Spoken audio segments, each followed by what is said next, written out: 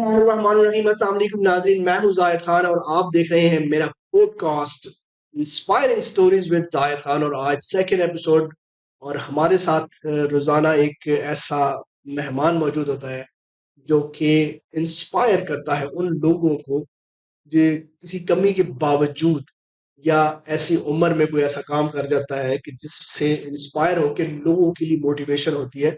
इसी तरह के प्रोग्राम में, इसी तरह की पॉडकास्ट में हमारे साथ ऐसे ही लोग मौजूद होंगे और मैं कोशिश करूंगा कि अपने इस प्रोग्राम में इस तरह के लोगों को बुलाऊं। तो आज मेरे साथ मौजूद है हमारे थैलेसीमिया वॉरियर रुखसार, जो कि थैलेसीमिया की पेशेंट होने के बावजूद जो है वो अपनी पढ़ाई को भी जारी रखे हुए हैं और अपनी जॉब को भी जारी रखे हुए हैं, जो कि सुंदर फाउंडेशन की टीम का हिस्सा भी है। और सुंदर फाउंडेशन में जेर इलाज बच्चों के लिए ब्लड की कलेक्शन होती है, उसमें अपना एक बहुत अहम किरदार भी अदा करती है। तो चलते हैं अपने मेहमान की तरफ और आपसे कराते हैं तारुफ और आज उनसे बात करेंगे inspiring stories with Zahid Khan भाई। अस्सलाम वालेकुम। वालेकुम अस्सलाम। जी रुखसार, कैसे हो आप? ठीक हो? मैं ठीक अल्हम्दुलिल्लाह, आप कैसे हैं? अल्हम्दुलिल्लाह ठीक ठाक। सबसे पहले तो ये बताओ कि आज पॉडकास्ट में आके कैसा लग रहा है? मैं तो काफ़ी ज़्यादा शोज़ वग़ैरह करती रहती हूँ, सुंदर्स में आती रहती हूँ और मुझे हर दफ़ा नया मौका मिलता है कुछ नया करने का और मुझे बहुत अच्छा लगता है जब मैं तारुफ़ करवाती हूँ अपना सुंदर्स फाउंडेशन की तरफ से, हम्म, तो मुझे ज़्यादा खुशी होती है क्योंकि आज की जो हमारी लाइफ़ है मतलब मैं अभी तक जितनी भी लाइफ़ है वो सुंदर्स फाउंडेशन की वज़ह से है। बिल्कुल ठीक। अच्छा रुखसार, थैलेसीमिया एक जो मर्ज है, जिस तरह हम हमेशा बताते रहते हैं कि हर 10 दिन के बाद ब्लड लगना होता है, सारी जिंदगी लगना होता है। इस इतनी मुश्किलात के बावजूद आप एक पहाड़ की तरह, एक चट्टान की तरह इस बीमारी के खिलाफ लड़ रही हो। और जिस तरह मैं पहले भी बता चुका हूँ कि आप ऑलरेडी पेशेंट होने के बावजूद भी सुंदर फाउंडेशन की टीम का हिस्सा हैं और ब्लड अल्हम्दुलिल्लाह। डोनेशन के लिए अपना एक अहम किरदार अदा करते हैं। तो ये हिम्मत कहाँ से आती ये हिम्मत मुझे मेरी बीमारी की वजह से ही आई है क्योंकि इसके पीछे एक कहानी है कि एक टाइम मेरे पे आया था जब मैं ना अपनी पढ़ाई छोड़ने का सोच चुकी थी और मैंने कर दिया था एंड कि मैं नहीं अब पढ़ सकती। 7th क्लास में थी और मैंने बोला कि अब नहीं मैं पढ़ सकती ना। है? और फिर मेरी बीमारी ने ना मतलब ऐसा मोड़ आया कि मैं इतनी बीमार हुई, इतनी बीमार हुई, लाइक मुझे लाहौर तक जाके तो एडमिट होना पड़ा। हुँ, तो वहाँ पे क्योंकि मेरी मम्मा जो है वो हाउसवाइफ है और लाइक वो ही हमारे लिए मतलब जहाँ भी जाना है, किसी भी डॉक्टर के पास जाना है, तो वही हमारे साथ जाती थी। हुँ, वो नहीं मतलब उस तरह से उनको नहीं डॉक्टर्स की लैंग्वेज समझ आती, तो सच में बहुत अच्छे डॉक्टर्स भी मिल जाते हैं और सम टाइम ऐसे डॉक्टर्स होते हैं जो सिर्फ़ अपनी ही लैंग्वेज बताते हैं। बिल्कुल। तो एक आम जो बंदा होता है जो जिसको इतना नहीं पता पढ़ाई-लिखाई का और ना ही उनको इतनी नॉलेज होती है मेडिकल के हवाले से, तो उसके लिए बहुत मुश्किल होता है। तो लाइक जब मैं 7th क्लास में थी तो उन्होंने कुछ मेडिसिन्स वग़ैरह दी, वो समझाया तो वो मामा को तो समझ ना आई। और एक मतलब 2-3 दिन और मैं एडमिट थी और उन्होंने और मज़ीद टाइम दे दिया ना कि आप इन इसको दाखिल करें यहाँ पे भी ये ठीक नहीं हुई। मैं काफ़ी ज़्यादा थक चुकी थी वहाँ इस बीमारी से मतलब वहाँ पे रहने से। हुँ, क्योंकि कुछ बिहेवियर्स होते हैं जो नर्स और स्टाफ और डॉक्टर्स के, वो भी आपको पेशेंट से और ज़्यादा मतलब बीमार कर देते हैं। बिल्कुल ठीक। तो मुझे बहुत ज़्यादा उस चीज़ ने ना थका दिया और फिर मैंने उम, घर आई और मैंने कहा मैंने पहले मामा को बोला मैंने मज़ीद यहाँ नहीं रुकना, आप इन्हें बोले मुझे डिस्चार्ज कर दें। हुँ, मामा को लगा कि शायद उन्होंने डिस्चार्ज कर दिया। उन्होंने लाइक ये लिखा था कि आप ना नेक्स्ट रूम में चले जाएँ और वहाँ से फलाँ डॉक्टर के पास जाएँ। उन्होंने अपनी लैंग्वेज में समझा दिया जो कि मामा को समझ ना आया लेकिन मैं समझ गई। मैंने बाहर आके रोना डाल दिया कि मैं नहीं इधर रहने वाली, मुझे घर ले जाएँ अभी। बिल्कुल। सुंदर सी जाना है। हुँ, और मैं जीऊँ मरूँ मैं सुंदर सी जाऊँगी, मैंने और किसी हॉस्पिटल में नहीं जाना। तो फिर उसके बाद मैंने क्योंकि उससे पहले वो मैंने बोला था कि मैं बीमार रहती हूँ तो मैं नहीं पढ़ूँगी ना। हुँ, तो फिर जब मैं घर आई मैंने कहा नहीं अब मुझे पढ़ना है। अब मुझे भी मेडिकल में ही जाना है। हुँ। और तो उस ये इंस्पिरेशन आपको ये वहाँ से मिली। ठीक है। क्योंकि जब आप कहीं जाते हो और आपको नॉलेज नहीं होती मुझे लगता है कि वो जो थोड़ा नॉलेज रखने वाला ना उससे अच्छे से बात कर लेते हैं और जो थोड़ा मतलब ज़ाहिर है जो पहले लोग होते हैं। बात है एजुकेटर को जो भी जो है वो काम हमेशा कोशिश करते हैं कि हमारे जो वॉरियर्स हैं, जो थैलेसीमिया के पेशेंट्स हैं, वॉरियर्स हैं, ये अपनी पढ़ाई को साथ-साथ जारी रखें। अच्छा रुखसार, तो ये बताना कि आम इंसान के लिए जो ज़िंदगी है वो कुछ और है। जी, बिल्कुल। आपके हवाले से, आपके ख़्याल से ज़िंदगी कैसी है? ज़िंदगी मुश्किल है और काफ़ी ज़्यादा मुश्किल है। इंसान के लिए मुश्किल तो होती है। अगर मेरी बीमारी मेरे लिए मुश्किलात का मतलब वो बनती है बाइस, तो लोग तो मुश्किलात से लड़ना ही ज़िंदगी का नाम है मेरे ख़्याल से। उसे बहुत ज़बरदस्त मरहला जवाब है इसका कि डेफ़िनेटली हर एक इंसान की मुश्किलात मुख्तलिफ होती हैं और इस हवाले से आपकी भी मुश्किलात हैं, लेकिन आपकी मुश्किलात को हम कोशिश करते हैं कि जितना कम से कम जो है वो कर सकें। अच्छा नुसार, तो ये बताना कि आपकी जो बीमारी है थैलेसीमिया, आपकी जो एम्स हैं, जो आपके मकासद हैं, जो आप हासिल करना चाहते हो ज़िंदगी में, किस हद तक ये बीमारियों के आड़े आती है और आप उसको कैसे ओवरकम करते हैं? मकसद तो मेरा ये था कि मैं आर्मी में जाऊँ, मैं आर्मी डॉक्टर बनना चाहती थी स्टार्टिंग से ही। और मेरा ड्रीम था, जो भी मुझे पूछता था कोई, तो सारे बच्चे छोटे होते हैं वो कहते हैं मैं टीचर बनना है, मैं टीचर बनना है, लाइक इस तरह के। और मेरा शुरू से था यही कि लाइक एक बीमारी ने मुझे उस तरह डॉक्टर से बहुत ज़्यादा वो डॉक्टरी कोर्स से इंस्पायर किया हुआ था। दूसरा, मुझे आर्मी बहुत अच्छी लगती है, तो मैं आर्मी डॉक्टर बनना चाहती थी ना। तो आर्मी में जाने के लिए सबसे पहले मेडिकल क्लियर होना चाहिए। तो लाइक वो इस बीमारी की वज़ह से मेरा क्लियर कभी नहीं हो सकता था। हुँ, तो सबसे पहले तो मेरा ये ड्रीम टूट गया। हुँ। इस आप आर्मी में नहीं जा सकते। मैं जा नहीं और अगर अभी आपको मौका मिले, सम टाइम होता है ना कि हम देख रहे होते हैं कि कोई आर्मी है, अगर ऑफिसर हम लोग को देख रहा है इस वीडियो के थ्रू, तो बहुत सारे बच्चों की वो ख्वाहिशें पूरी करते रहते हैं, ये एक दिन के लिए आर्मी ऑफिसर सकते। किस तरह की ख्वाहिश है आपकी?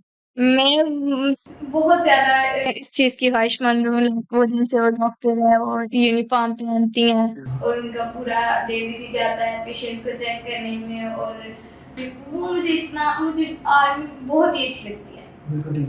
मतलब रुखसार ये कहना चाह रहे हैं कि एक दिन वो आर्मी ऑफिसर्स के साथ गुजारना चाहते हैं। गुज़ारना चाहती तो जनाब, अगर तो हमारे आर्मी ऑफिसर, हमारी पाक फौज सुन रही है, ये वीडियो देख रही है, रुखसार की ये ख्वाहिश पूरी की जा सकती है एक दिन के लिए, उसको ऐसी जगह पे बुला के, और हम अक्सर देखते हैं इस तरह की ख्वाहिशें पूरी होती भी हैं। आई होप कि अगर ये वीडियो किसी हमारे आर्मी ऑफिसर तक पहुंचती है तो इंशाल्लाह इस पे भी हो सकता है, क्योंकि इंशाल्लाह, को तो कुछ भी हो कुछ सकता है। भी हो सकता है। इंशाल्लाह इस पे भी हम करेंगे इंटर। अच्छा सर, आप ये बताओ कि थैलेसीमिया के हवाले से, प्रिवेंशन के हवाले से बड़ी बातें हम कर रहे होते हैं, आप क्या चाहती हो कि लोग थैलेसीमिया के बारे में जो सबसे जरूरी चीज है वो क्या है कि लोगों को पता चलनी चाहिए? वो सबसे पहले जो लोग ये नहीं ना मानते कि थैलेसीमिया मतलब हम नहीं हो सकता थैलेसीमिया इस तरह, वो शादी कजन्स मैरिज करते जाते हैं। ज़रूरी नहीं वैसे कज़न मैरिज में, मोस्टली कज़न मैरिज में होता है। लेकिन ये भी है कि अगर आप किसी भी जगह पे शादी करते हैं, बस एक छोटा-सा टेस्ट, सिर्फ 2 से 3 कतरे जो ब्लड के हैं ना, वो आपकी सारी ज़िंदगी बचा सकते हैं। बिल्कुल ठीक। आपकी वो बच्चों की ख्वाहिशात जो आप कभी सोचते हैं हम अपने बच्चे को आर्मी ऑफिसर बनाएँगे, हम अपने बच्चे को पायलट बनाएँगे, वो पूरी हो सकती हैं। लेकिन अगर आप वो टेस्ट करवा रहे हैं थैलेसीमिया से, मतलब अपनी आने वाली नस्लों को टेस्ट से बचा सकते हैं, मतलब टेस्ट करवा सकते हैं। आपको एक मिनट की, 1 सेकंड की सुई की चुभन महसूस होनी है, और अगर आप वो नहीं करवाते और खुदा ना ख़ास्ता आपके बच्चे को थैलेसीमिया हो जाता है, और आप वो एक सुई की चुभन से डरते हैं और आपके बच्चे को फिर सारी ज़िंदगी सुइयाँ चुभती हैं। बिल्कुल ठीक है। अच्छा रुखसार, एक सवाल है जो मतलब मैं इसलिए भी पूछना चाह रहा हूँ क्योंकि मैंने एक दफ़ा एक ये सवाल पूछा था और बड़ी दफ़ा मैंने ये चीज़ें कोट भी की हैं कि थैलेसीमिया है कि बच्चे को ब्लड लगा है और ब्लड लग के वो सेहतमंद हो गया 8-10 दिन के लिए, 12-15 दिन के लिए, और फिर वो हँसता खेलता हुआ चला गया, वापस आया, फिर ब्लड लगा। इसके अलावा क्या-क्या चीज़ें होती हैं जिनको फेस करना पड़ता है थैलेसीमिया पेशेंट को? आपकी एज कितनी है?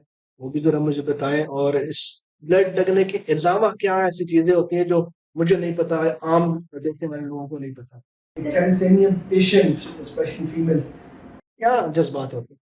फर्स्टली तो जो थैलेसीमिया पेशेंट है ना, वो कभी भी तंदुरुस्ती वाली ज़िंदगी नहीं गुज़ार सकता। उसको कहीं न कहीं, कभी न कभी कोई ना कोई चीज़ें इफ़ेक्ट करती रहती हैं। हुँ, फर्स्टली जब आपको ब्लड लगता है ना, वो मसनूई खून होता है, वो हुँ, कुदरती खून नहीं होता, हुँ, जो अल्लाह ताला की तरफ से आपको तोहफ़ा मिलता है। हुँ।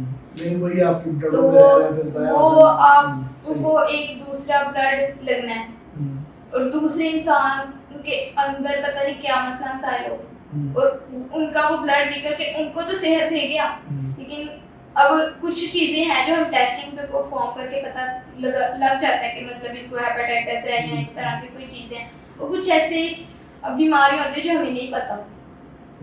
और वो ब्लड के ज़रिए हमारे अंदर जाती हैं। दूसरा हमारे अंदर आयरन का लेवल बहुत ज़्यादा बढ़ जाता है, जिसके लिए हमें डिफरेंट इंजेक्शंस लगवाने, मेडिसिन्स सारा मतलब अब मैं सुबह उठती हूँ, मेरी रूटीन ये होती है कि सुबह खाली पेट पहले मेडिसिन, नाश्ता किया उसके बाद मेडिसिन। बहुत से चैलेंजेस होते हैं। बहुत ज़्यादा बस फिर हमारा अगर ज़्यादा आयरन बढ़ गया, उसके लिए एक पंप मिलता है और वो तकरीबन 16 से 20 घंटे के लिए हमारे पेट के अंदर इंजेक्ट किया जाता है और ये कोई आसान काम नहीं है। तो वो भी हमारे लिए एक मुश्किल चीज़ है। उसके साथ हमारा पढ़ना, उठना, बैठना, खेलना वो सारा कुछ जो है ना वो होता है इफ़ेक्ट। उसमें कोई चीज़ हमें और उसके अलावा आपकी स्टडी कॉम्प्रोमाइज़ हो जाती है। आपकी स्टडी में मतलब कोई कितने मसले मसाइल बन जाते हैं। आपकी स्कूल की छुट्टियाँ होती हैं, फिर आप अपने जो दूसरे फेलोज़ हैं उनसे कितनी पीछे रह जाते हैं। एज कितनी है आपकी? मेरी 23। 23 सबसे ज़्यादा हाइट का मसला बन जाता है। हाइट भी हमारी बहुत कम रह जाती है। बिल्कुल सही। तो इसकी आप कितनी ऐसी दोस्त हैं जो आपकी सेहतमंद है? बेस्ट फ्रेंड कौन है? मेरी बेस्ट फ्रेंड आलिया। आलिया, वो ठीक है सेहतमंद? अल्हम्दुलिल्लाह। ठीक है। आपकी कितनी फ्रेंड्स हैं जिनकी शादी हो गई है? बहुत ज़्यादा फ्रेंड्स हैं। जिनकी शादी हो गई है? सारी स्कूल फ्रेंड्स की शादी हो गई। अच्छा, तो शादी में फिर गई हैं आप? हाँ जी, हर शादी में जाती हूँ, ज़ाहिर है फिर वो फ्रेंड्स बनी हैं और अ, बहुत अच्छी हैं, वो मुझे अंडरस्टैंड करती हैं, मेरी बीमारी को अंडरस्टैंड करती हैं, लेकिन लोग नहीं करते। आपको क्या लगता है कि आपकी बीमारी के हवाले से जब लोग जानते हैं तो उनका बिहेवियर क्या होता है? आप फ्रेंडली होता है, अच्छा होता है, क्या होता है? फ्रेंडली बहुत कम ऐसे लोग होते हैं जो आपको फ्रेंडली माहौल दे देते हैं, लेकिन कुछ को लगता है कि शायद ये छूत की बीमारी है और फिर वो आपसे पीछे-पीछे जाते हैं। स्कूल में ऐसी चीज़ फेस करनी पड़ी? लाइक जब मैं 6th क्लास में थी तब मेरे साथ ऐसा हुआ था और मैं क्योंकि 5th क्लास में जो है ना मुझे एक बिल्कुल घर वाला माहौल मिला था। मेरे टीचर सर बहुत ज़्यादा अच्छे थे और वो तो मुझे पानी भी पीने नहीं देते थे, वो मतलब इतने मेरी केयर करते थे। तो उसके बाद जब मैंने 5 तक मुझे स्कूल चेंज करना पड़ा तो नेक्स्ट स्कूल गई तो वहाँ पे मुझे किसी ने अंडरस्टैंड नहीं किया। था मेरी बीमारी के बारे में और टीचर का इस तरह का बिहेवियर था कि मुझे और बाकी स्टूडेंट्स को अलग क्लास में पूरी क्लास में बिठाए थे तो मुझे एक अलग कोने में बिठा देते थे।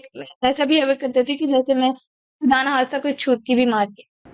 तो सर ज़िंदगी का कोई ऐसा लम्हा जिसमें आप बहुत ज़्यादा डर गई हो या बीमारी की वजह से या खौफज़दा हो गई हो, कोई ऐसा लम्हा? डर गई थी क्योंकि हम 3 बहन-भाई हैं थैलेसीमिया के और एक दफ़ा आया था, एक लम्हा आया था जब मेरे भाई को बहुत ज़्यादा बीमार हो गया था और उसका ऑपरेट था और इस बीमारी की वज़ह से उसके ब्लड में मतलब जब आपके प्लेटलेट कम होने लग जाते हैं ना, तब आपकी तीली बढ़ जाती है। फिर आपके दूसरे सेल्स भी काम करना छोड़ जाते हैं। एक तो रेड सेल जो है वो है, लेकिन उसके अलावा जब हमारे प्लेटलेट्स हैं ना वो भी टूटना शुरू हो जाते हैं, जब तीली बढ़ जाती है। तो की वजह से मैं डर गई थी क्योंकि अब बाबा अकेले होते हैं और हम चाहते हैं कि हम बाबा का सहारा बने। तो वो भाई हमारा माशाल्लाह अच्छा वाला है और मतलब भाई बाबा का सहारा बन नहीं रहा था और एकदम से उसको इस बीमारी की वजह से इतना वो भी थैलेसीमिया तैयब जी और उसकी दफ़ा मैं बहुत डर गई थी। अच्छा, इस पूरी जितना भी टाइम गुजरा थैलेसीमिया के हवाले से, ब्लड लगवाने के हवाले से और इतनी आपकी 21 साल एज है, ऐसा कोई लम्हा जब आप बहुत ज़्यादा इमोशनल हुई हो या किसी ऐसी चीज़ की वजह से, वो क्या है? मैं हो जाती इमोशनल जब मैं किसी अब तो मैं बड़ी हो गई लेकिन जब मैं किसी छोटे बच्चे को देखती हूँ ना जो बिल्कुल न्यू पेशेंट आता है यहाँ पे हमारे मैं उनको देख के रोने लग जाती हूँ कि अभी ये भी मेरी तरह पूरी जिंदगी एक ही बीमारी से लड़ते गुजरेंगे। क्या इनके वालिदैन को किसी ने नहीं कहा था टेस्ट करवाने का? तो टेस्ट तो लाजमी करवाएं। मैं नहीं चाहती कि मेरी यही ख्वाहिश है कि अब अगर मुझे कभी जिंदगी में मौका मिले ना तो मैं इस थैलेसीमिया टेस्ट को निकाह नामे के साथ लाजमी कर दूँ कि ये बीमारी खत्म हो।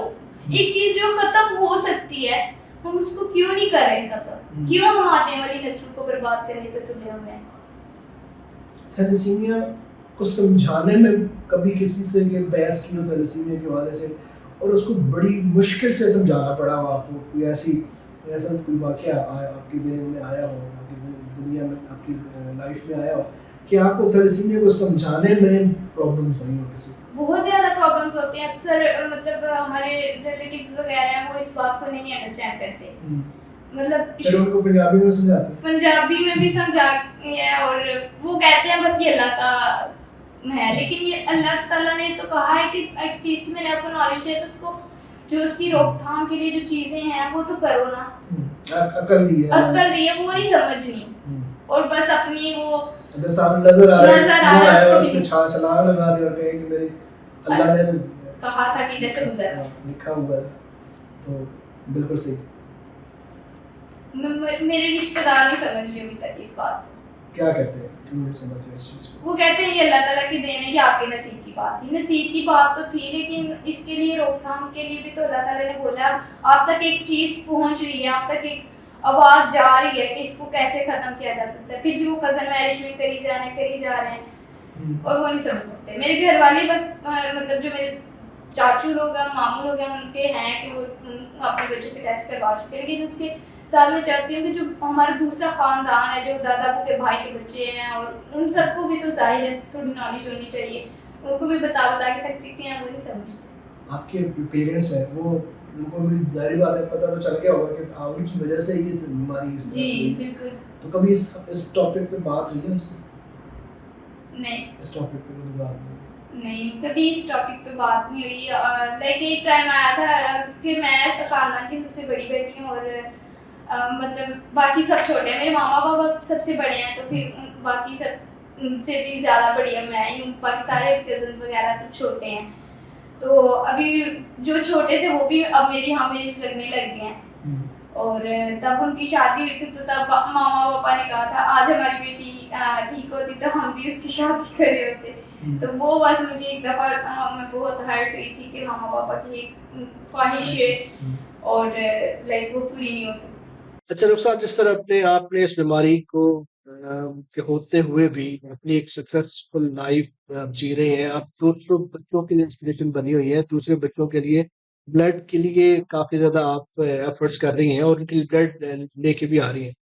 बहुत सारे ऐसे लोग हैं जो इस वीडियो के थ्रू आपको देख रहे हैं, जो आपके फेलोज़ हैं, जो थैलेसीमिया के पेशेंट्स हैं और कुछ ऐसे माँ-बाप जो जिनके बच्चे इस बीमारी में मुब्तला हैं, वो उनको इस तरफ नहीं लेके आते और सम टाइम उनको उनके अंदर ये चीज़ें पैदा कर रहे होते हैं कि जी हमारा बच्चा तो इसको तो थैलेसीमिया है, ये तो ये भी नहीं कर सकता, ये तो स्कूल भी नहीं जा सकता, इसको तो ये हो जाता है, वो हो जाता है। क्या कहना चाहेंगी उन बच्चों को और उनके वालिदैन? मेरा उन सबसे यही है कि ज़िंदगी और मौत अल्लाह ताला के हाथ में है। इंसान तंदुरुस्त है, उसने भी जाना है और जो बीमार है, उसने भी जाना है। और मेरे ख़्याल से उनको अपने उस बच्चे को ज़्यादा पढ़ाना-लिखाना चाहिए, इस काबिल बनाना चाहिए, कल को उनको अपने बहन-भाइयों की जो सही बहन-भाई हैं, उनके आगे हाथ फैलाने की नौबत ना आए। उनको इस काबिल बनाएँ।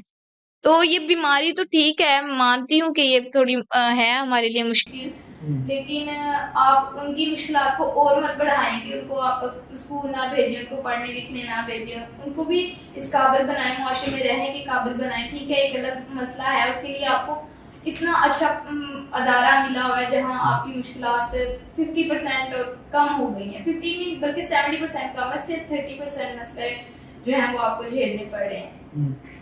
तो एटलीस्ट आप बच्चों को पढ़ाएं, उनकी स्टडी को ना रोकें। और बहुत सारे ऐसे बच्चे हैं जो खुद भी नहीं पढ़ना चाहते। मेरी उन बच्चों से भी रिक्वेस्ट है कि आप लोग, कुछ बच्चे ऐसे हैं जो मतलब काफ़ी एज हो गई है और 6-7 क्लास से छोड़ा है उन्होंने, तो वो प्राइवेटली कंटिन्यू कर ले इस स्टडी को, क्योंकि अगर आप स्कूल नहीं जा सकते, गर्मी है, तो मत जाएं स्कूल, घर बैठ के ट्यूटर रखें, ट्यूशन पढ़ें उनसे और किताबें लें। और प्राइवेट अदारा मतलब जो एडमिशन भेजते हैं कॉलेजेस वगैरह में, उधर जाके बात करें, आप अपना एडमिशन भेजिए घर बैठ के तैयारी करके। मैंने भी इसी तरह स्टडी की है, मैं नहीं प्रॉपरली स्कूल गई। आपकी ज़िंदगी की सबसे बड़ी ख़्वाहिश क्या है? मामा पापा के साथ उम्रा करना। हाँ, एक और ख़्वाहिश आ गई है जी उम्रे की। और अ, अगर कोई साहिब हैसियत ये वीडियो देख रहा है तो हमारे रुखसार जो है वो उम्रा की ख़्वाहिश रखती है और ज़ाहिर-सी बात है वो एक फीमेल है तो उसको साथ किसी का महरम का होना भी लाज़मी है। तो उसके फ़ादर हो सकते हैं। तो अगर इस हवाले से कुछ हो सकता है तो आप ज़रूर इसमें कीजिएगा। आज के प्रोग्राम में मेरा ख़्याल है कि बहुत सारी बातें हुई हैं हमारी, बहुत सारी हमने चीज़ें आपके साथ शेयर भी की हैं और बहुत सारे ऐसे हक़ाइक़ आपके सामने रखे हैं जो थैलेसीमिया के हवाले से है, जिनकी वजह से अगर इस प्रोग्राम को देखकर हम इसके ऊपर अमल करते हैं, जो बातें हुई हैं, तो हम अपने बच्चों को, हम अपने आने वाली नस्लों को इस खतरनाक और मोहलिक बीमारी से बचा सकते हैं। आज के प्रोग्राम में इतना ही, इंशाल्लाह नेक्स्ट प्रोग्राम में किसी और वॉरियर के साथ, किसी और इंस्पिरेशन स्टोरी के साथ आप लोगों के सामने हाजिर होंगे। तब तक अपना रखिएगा बहुत ज़्यादा ख्याल और मुझे यानी ज़ाहिद खान को दीजिए इजाज़त। अल्लाह हाफ़िज़, अल्लाह निगहबान।